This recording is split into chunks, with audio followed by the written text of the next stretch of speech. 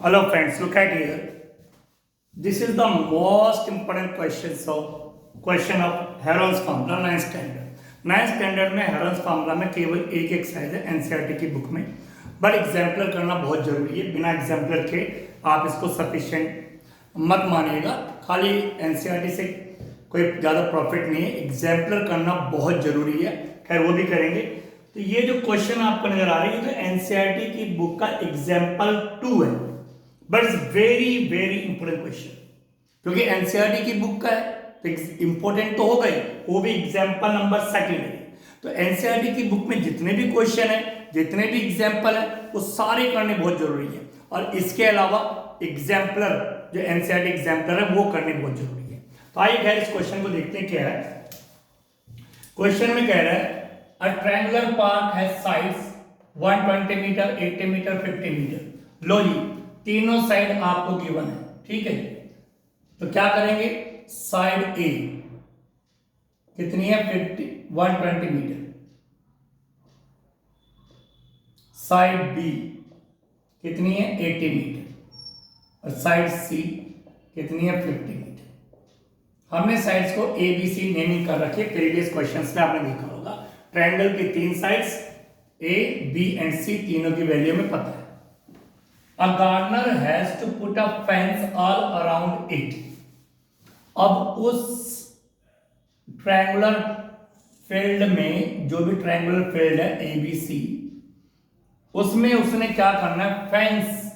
Fence का मतलब होता है चार दीवारी, यानी इस साइड में भी, इस साइड में भी, इस साइड में फेंसिंग करनी है।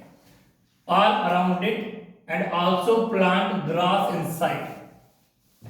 दो काम करने हैं। अंदर तो उसने घास उगानी है, ठीक है, अंदर उगाएगा वो घास, ग्रास उगाएगा अंदर, ठीक। और चारों तरफ इसके फेंसिंग करेगा। किस चीज से फेंसिंग करेगा, किसी न किसी वायर से, किसी न किसी चीज से इसके चारों तरफ फेंसिंग करेगा, ठीक, और अंदर घास उगाएगा। How much area does he need, तो अंदर तो घास उगानी है उसको, तो कितना एरिया चाहिए उसको। तो इट्स ओके, इस क्वेश्चन का आंसर तो हम इजीली दे देंगे हेरन्स फार्मूला से, ठीक। तो हम क्या करा, हमने क्या करा, ए की वैल्यू पता है, बी की पता है, सी की पता है, एस निकालेंगे सेमी पेरीमीटर ए प्लस बी प्लस सी अपॉन 2। ए की वैल्यू 120 प्लस 80 प्लस 50 अपॉन 2, ये हो जाएगा 250 अपॉन 2, मतलब 125, ठीक है माय डियर स्टूडेंट्स। 120 250 अपॉन 2 125। हर बार जब भी क्वेश्चन आप देखो चेक कर लो आपने वैल्यू सही कॉपी करी है नहीं। 120 80 50 120 80 50, फिर प्लस आपने सही करा नहीं, उसी समय चेक कर लो। तो लीजिए सेमी पेरीमीटर भी आ गया। अब आपके पास कुछ नहीं है, आपने एरिया निकालना है, तो एरिया ऑफ ट्रायंगल का फॉर्मूला लगाएंगे और इसको आराम से निकाल लेंगे।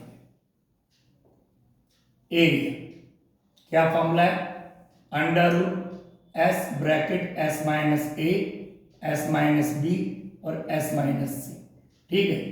अंडर रूट एस की वैल्यू क्या 125, ब्रैकेट एस की वैल्यू क्या 125, माइनस ए की वैल्यू क्या 120, ठीक my dear students. Look at here,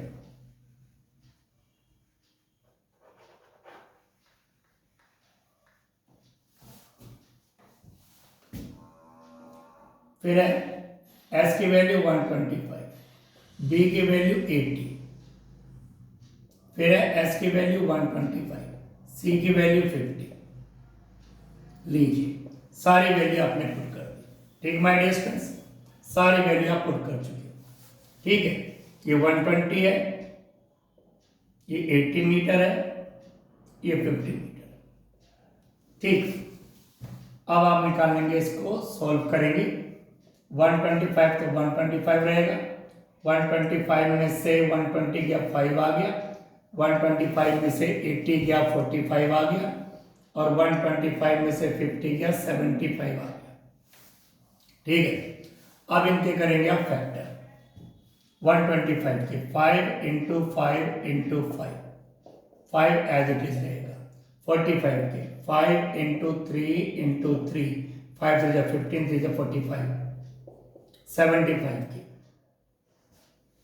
75 क्या फैक्टर करेंगे, 5 इंटू 5 25, 25 3 जा 75, सारे फैक्टर आपने कर लिए। अब इनकी आप पेयरिंग करेंगे, 5 का पेयर 5 आउट हो गया, 5 का पेयर 5 आउट हो गया, 3 का पेयर 3 आउट हो गया, 5 का पेयर 5 आउट। ठीक माय डियर स्टूडेंट्स, अब ये 5 रह गया, इसका कोई पेयर नहीं है, और 3 रह गया, इसका कोई पेयर नहीं है, तो ये दोनों 5 3 जा 15 या अंडरवुड के अंदर ही। 5 5 जा 25, 25 3 जा 75, और 75 5 जा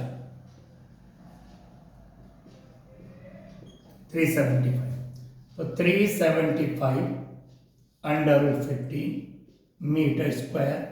एरिया तो सर आपने निकाल लिया, 375 अंडरवुड 15 मीटर स्क्वायर, एरिया तो आ गया। How much area does it need, तो इस फील्ड के अंदर उसने घास लगानी है, तो घास इतने एरिया में लगेगी 375 अंडरवुड 15 मीटर स्क्वायर। तो एरिया तो हमने निकाल ली, एक क्वेश्चन का आंसर तो हो गया कि उसको कितना area, how much area does it need, तो जितना एरिया अंदर घास है वो तो हमने निकाल लिया with the help of Heron's form. Now listen to me my dear students,